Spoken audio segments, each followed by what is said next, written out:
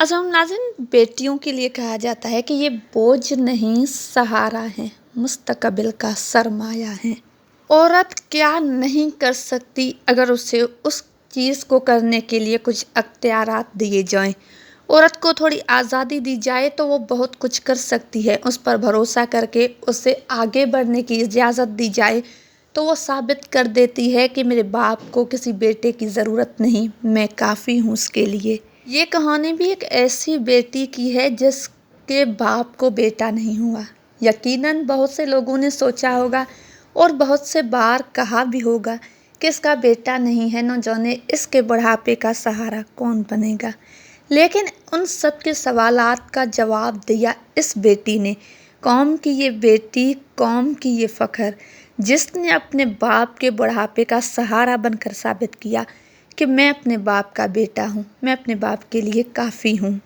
मज़दूर और बूढ़ा बाप हार्ट पेशेंट है। बेटी महज 10 साल की थी जब बाप बीमार हुए और वो बिस्तर पर जा लगे। उनके पास करने के लिए कोई काम नहीं था, न वो करने के लिए कोई काम ले रहे थे क्योंकि उनकी सेहत इस तरह की थी। बेटी ने सोचा कि कहीं घर में फाके न शुरू हो जाएं, कहीं मेरे बाप को किसी से मांगना न पड़ जाए, कहीं उनकी इज्जत नफ्स मजरू न हो, कहीं उनकी सेल्फ रिस्पेक्ट को कोई धचका न पहुँचे।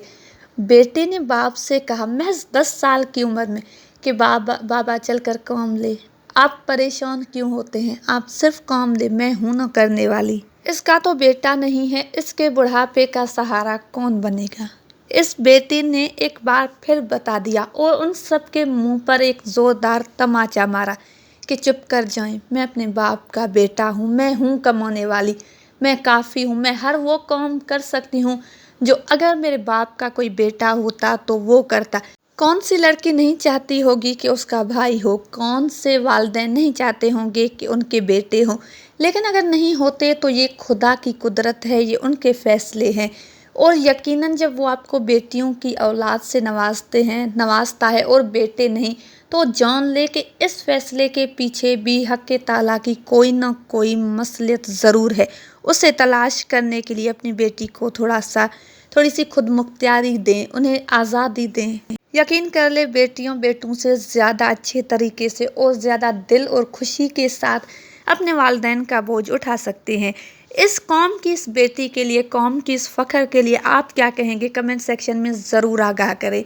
और साथ साथ बताएं कि आपकी बेटियों की अगर औलाद है आपको, तो आपकी कितनी बेटियां हैं। और अगर वीडियो पसंद आए तो लाइक शेयर ज़रूर करें। अपना बहुत ज़्यादा ख्याल रखें, दुआ में याद। मिलते हैं नेक्स्ट किसी वीडियो में, तब तक के लिए अल्लाह हाफ़िज़। नासिर।